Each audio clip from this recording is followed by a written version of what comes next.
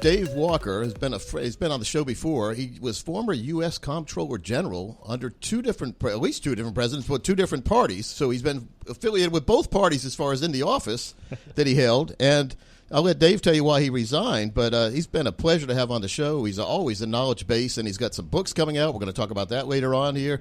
We're going to talk about some of the constitutional amendments he'd like to, or conventions he'd like to go, like the Article 5 convention he wants to talk about, and just how the government is overspending money we don't have. Dave, welcome in. Good to be back with you, Pete. And I love that Alabama shirt. Roll Tide, baby. Roll Tide. Well, folks, I'm wearing an Alabama shirt today, and we are videotaping this as well as audio, so you'll be able to see this video down the road. But my daughter is going to the University of Alabama starting next year, so I have to support her, Dave. It's the right thing to do. Yeah. But, things are kind of crazy up here in Washington. The Democrats in particular are in a state of disarray because of the president's poor performance in his debate with former President Trump. They're trying to rehabilitate him. But the sad fact is that he has declined in his mental acuity. He has declined in his energy and stamina. That's part of the aging process. And the other thing that's pretty clear is that it's not going to get better. If anything, it's going to get worse over time. And so they put themselves in quite a pickle because they really didn't have a competitive primary season. He's got the delegates necessary to be the nominee. If he doesn't back out, he will be the nominee. But if he does back out, they've got a challenge because his number two, Vice President Harris, is less popular than he is. And so we'll see what ends up playing out over the next few weeks or so, but they don't have a whole lot of time to make a decision. In the meantime, neither one of the major presidential candidates are talking seriously about what do we need to do to put our federal finances in order, what do we need to do to save Social Security, and those are two top priority issues for the American people, that need to be addressed. Yeah, it's fun. If you tried this at your own house, in your own household, you'd have your house repossessed. You'd probably be in prison because you'd owe millions and millions of dollars in your household income or your household debt. But our government is talking about trillions and trillions of dollars they're spending they don't have. David, it's never made much sense to me here. And matter of fact, you've been on this. I remember you had the bus tour. That's more than 10 years ago. You ran by. 2012, yeah. 2012. What was the name of that bus tour? The 10 million a minute tour, because our total liabilities and unfunded liabilities were going up 10 million a minute. By the way, they're going up higher now. Wow. Let me give you a few numbers, okay? People talk about the $35 trillion in debt. By the way, that's up from less than $1 trillion when Reagan took office in 1980. So we've gone less than $1 trillion to $35 trillion. But that's just the tip of the iceberg. When you count unfunded civilian and military pensions, retiree health care, unfunded Social Security, unfunded Medicare, the real number is over $125 trillion. And GDP for the entire economy is only $27 trillion. And that number is growing faster than the economy. And so what you have to do to be able to translate these numbers is you got to drop a number of zeros and put it in the realm of what a typical American family would have to be able to deal with. When you do that, it's just shocking. We're mortgaging the future of our country, our kids, our grandkids, and future generations. That's irresponsible, it's inequitable, it's immoral, and it needs to stop. I'm not real familiar with bankruptcy rules and all that, but if I had a bankruptcy attorney and I went in and said I owe $125 million and I'm only making $27 million, they'd probably say you should probably declare bankruptcy because there's no way you'll ever get out of that hole. Well, the problem is we can't. The federal government can't declare bankruptcy. And the only thing that's guaranteed by the U.S. Constitution from the financial standpoint is U.S. government debt. So the $35 trillion is guaranteed. Well, we will honor that, but everything else is not guaranteed by the Constitution. The gap between projected revenues and projected spending is growing. The debt ceiling has been a dismal failure. Yes. And that gets us to the Article 5 convention. I mean, I think it's going to take three things in us to be able to put our federal finances in order. Number one, we're going to have a president who makes it a priority. And theoretically, if it's Trump or Biden, they only have one more term, and so they theoretically could lead and try to make some tough choices and not worry about re-election. Good point. Secondly, it's going to take a statutory fiscal sustainability commission that engages the American people with the facts, the truth, the tough choices, solicits input, and makes a package of recommendations for an up or down vote in Congress, learning lessons from Simpson Bowles. That's really what I did in 2012, and I got 77 to 97% agreement among American voters for a package of reforms that would put us on a prudent and sustainable path. And the last thing it's going to take, which we can come back to, is it's going to take a constitutional amendment. The debt ceiling has been a dismal failure. It hasn't constrained spending. It hasn't constrained debt. The only thing that can constrain current and future Congresses is a constitutional amendment. And I think it's going to take a convention of states to propose one. And I'm happy to talk more about that because there's been some real significant developments on that front within the last few months. You know, my main question is, what good is a debt ceiling if they continually raise it? The ceiling is the roof, Michael Jordan said. You know, it's like if there's no real high watermark, if you can keep extending that high watermark, what good is it to say you have a debt ceiling? Well, Coach Pete, the fact is it's a convertible and the top's down. Yeah. So and it's raining. That's basically where I think it's more like a hail, Coach. It depends on how you spell that. Oh, right. Oh, I know. It's just crazy, though, David. It doesn't make sense to me, and I know why. It does make sense because politicians' main job, no matter what they say, is to get reelected. And if they come out with these unpopular decisions, like we're going to have to cut this program or we're going to drastically cut a lot of things, they won't get reelected. And then the new people that are elected will come in and they'll change everything right back to where it was, same as it ever was, like the talking heads would say. Well, they like to spend and they like to cut taxes, and we have too many career politicians. You know, the founders never intended to have career politicians. They intended to have people that came out of the real world for a limited period of time, did public service, and then went back to the real world. That's not what we have now. We also have two major parties where the margins between the two parties is so close that it makes everything more hyper-partisan, creates even more incentives for gridlock, because every election is about control. And there's a huge difference between whether you're in the majority or minority, especially in the House, where the minority really has no rights. Yeah. Well, it's got really bad lately. I mean, it's majority rules, and it's the tug of war. You're never going to win if you don't have the right quantity of votes on your side. In my field, as an investment advisor, if I did something called insider trading, I'd go to jail. I'd pay fines. I'd be out of business. I'd have like 27 employees that wouldn't have a job. But in Congress, it's almost like they encourage it with each other. There's a lot of insider trading. They're trading stocks and buying companies on knowledge that no public has. How fair is that, Dave? When did this become a problem? Because it's a big problem these days. It is, and we need legislation that places severe limitations on the ability of not just members of Congress, but also the staff and also members of the family. To be able to trade on information that's otherwise not available to the public. You know, it's one thing if information is being provided in public hearings that in theory is available to the public, but in reality is really not, because not all the hearings are televised, and not people frankly look at these hearings.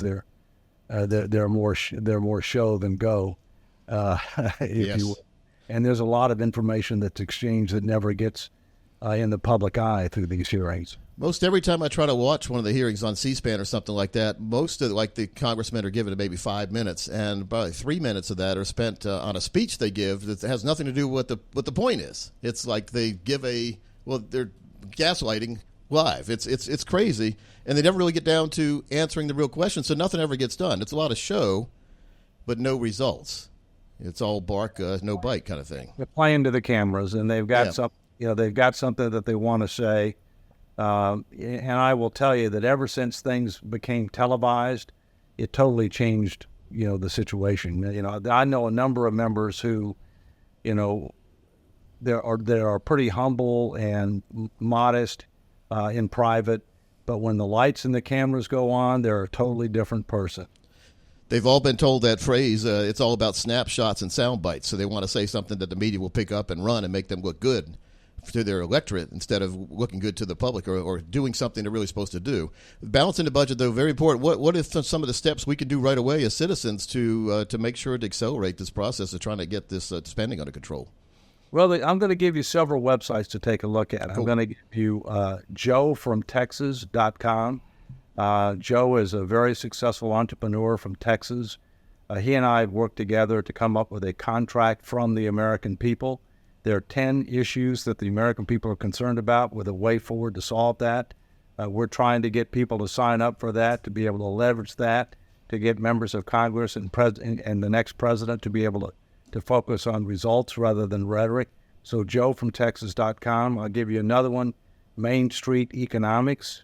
That's Les Rubin from Florida, who's doing a real good job of trying to speak in lay terms about the challenges. And the third one is Let Us Vote for FRA. .org. That is the fiscal responsibility amendment effort that I'm involved with. And on the second segment, I think we're going to talk about my book, which is AmericaIn2040.com. So those are all 4 really good resources for people who want to know more and want to know, how they might be able to get involved in order to try to make a difference and diffuse the sticking debt bomb before it goes off. I'm going to talk, Dave, about your book, and I'm excited about this book too. America in 2040, Still a Superpower? ? And then the subtitle, A Pathway to Success. Let's talk about it. What inspired you to write the book? What inspired me to write the book, Coach Pete, is that I was recruited to teach at the Naval Academy to teach the economics of national security. The good news was I could teach whatever I wanted as long as I could say with a straight face it related to the topic, which is pretty broad. Yep. The bad news is there was no textbook. I had to create it from scratch.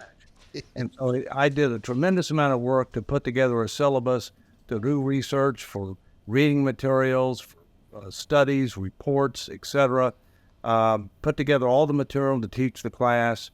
And then after I taught it for a couple of semesters, I said, well, gee, I might as well write a book on this, but not an academic book, one for Main Street America. Nice. And that's what converted to America in 2040, Still a Superpower?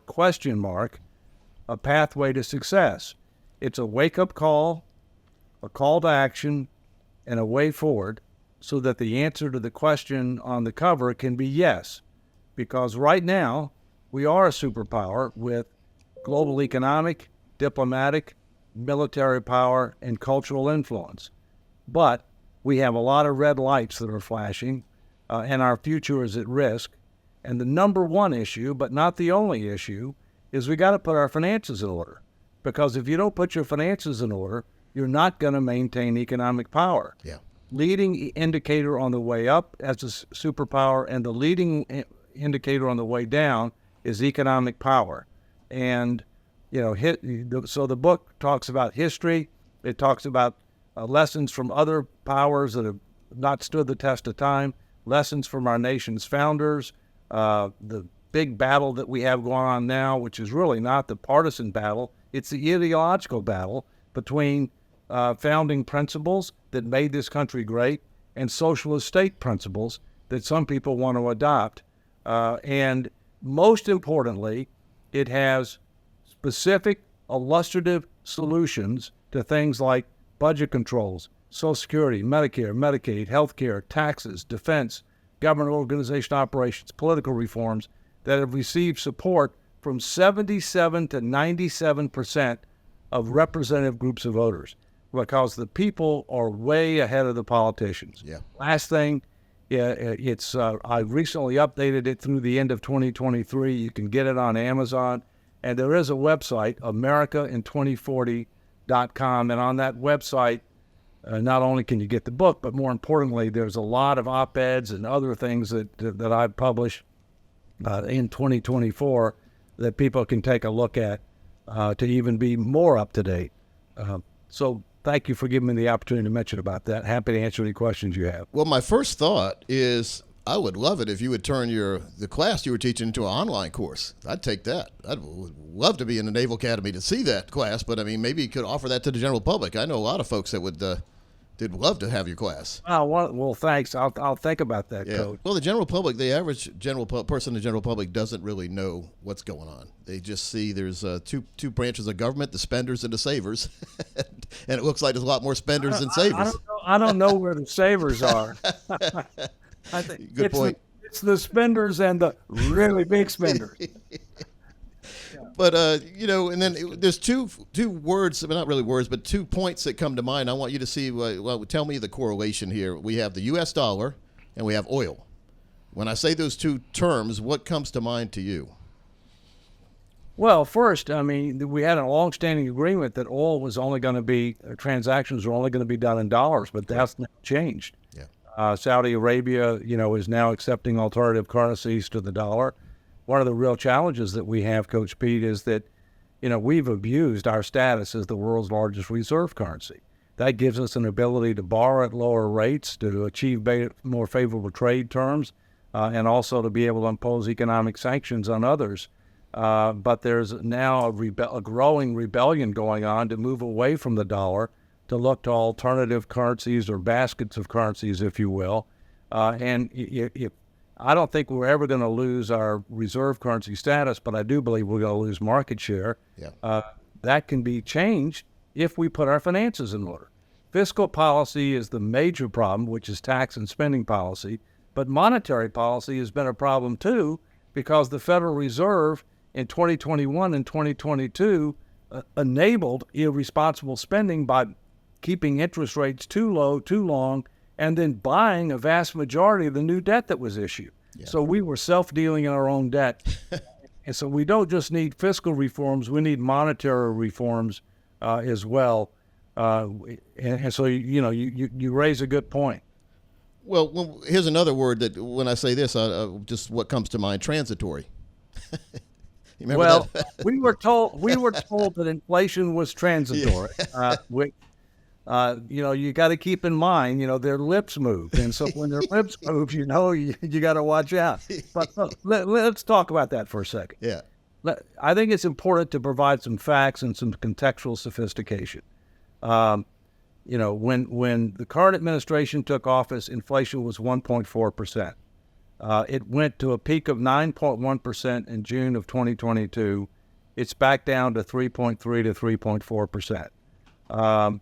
And so we're headed in the right direction, but we're still well above the Fed's target rate of 2%. Okay, what the administration doesn't seem to understand is that yes, it went up extraordinarily high. Yes, it's coming down, but accumulation over time, average prices are up 20%, but prices for energy, prices for food, prices for insurance, cost of housing is up way more than 20%. Absolutely. Everybody feels that every day. And so therefore, I think they're totally disconnected with the fact that while inflation may be coming down, the accumulated inflation with regard to those critical items has been extraordinarily high.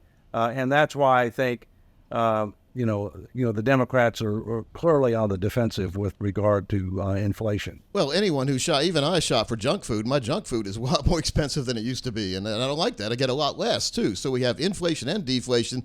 There was a picture online about what a Big Mac used to look like in 1984 compared to today. It's about 40% smaller than it used to be. I didn't think my hands were growing that big.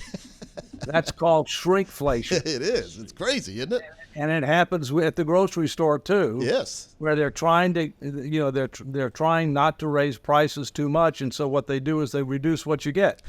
So Next, they're going to reduce the size of the carts that you use, so you always feel like you're getting a lot of, you're filling your cart up. Yeah, they'll probably take that idea and use it now. Shrink everything else. As an example, one of the drinks that I drink is called Bai, which is a very good drink. And I just noticed yesterday that the bottle that they're now selling is appreciably smaller than the one they were selling before. And my wife said, those are different sizes. Yeah, that's called shrinkflation. And I don't like shrinkflation because at the same time, we're raising prices and shrinking the quantity. Like potato chips is a good example of that. I remember the 1 pound bags, now it's 6 ounces. Yeah, that's correct. Bunch of air, buying air. Now, Your proudest, we got about a minute and a half here, the proudest moment in your book. What's the chapter you're most proud of in America in 2040? Oh, gosh, there's so much in there. I would say, lessons from history and lessons from others, because, America is a great country, but we're not very good at learning from history and learning from others. And I think that provides the contextual sophistication to help understand how serious the situation is. Let me give you a couple of examples real quick. Rome was the longest standing superpower in the history of mankind. It fell because of fiscal irresponsibility, political incivility, moral decline, overextended military, and inability to control its borders. That sound familiar? Yes, it does. George Washington's farewell speech, he warned us of four things: excessive debt, foreign wars, regionalism, and factionalism. He meant political parties. How are we doing on that? Wow. So the fact is that, we're not exempt from the laws of prudent finance. We need to learn from history. We need to learn from others. And that's a lot of what the book is about. Yeah, those who fail to learn will repeat it. That's what they've always said that, and you try to learn from your mistakes, but the best way to learn is from somebody else's mistake, unfortunately. Right. And it's, right. The one word you said is confidence in this interview. There, we need the American people to be confident. We need the world to be confident in our dollar. What can we do going forward to ensure that confidence stays with the U.S.? Read and heed and apply the lessons in America in 2040. That's it. All right. It is an outline for action that can help make sure that our future is better than our past, and that we discharge our stewardship responsibilities to our country and future generations of Americans. America in 2040, folks. That's the Honorable Dave Walker, former U.S. Comptroller General. Dave, we really appreciate your time. Always do, and I look forward to having you on again in the future. And I really do want to take that class you used to teach. There you go. Roll Tide. Take care, brother.